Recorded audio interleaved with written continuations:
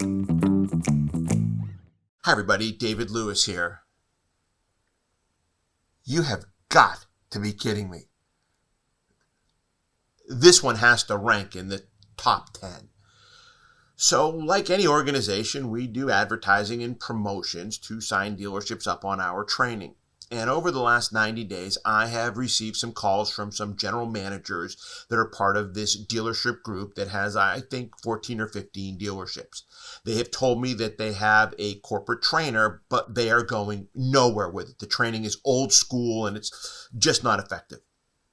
And they all have asked me to reach out to this director of operations. So, of course, I tried diligently and aggressively to reach him. And finally, I got him on the phone. And I shared with him who we are. He was familiar with us. I told him we had this promotion and that, let's just try this in one dealership. And here was his response. He stated, "We have a corporate trainer, and they are going to use this corporate trainer whether they like it or not. Appreciate the call. Not interested. Thank you very much." They're going to use this corporate trainer whether they like it or not. They clearly are not getting the results they need if some of their general managers are reaching out to me.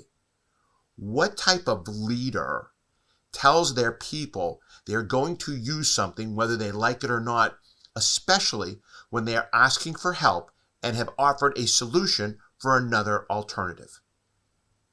And as I always say, we wonder why we're not making more money in our dealerships. Good luck, everyone.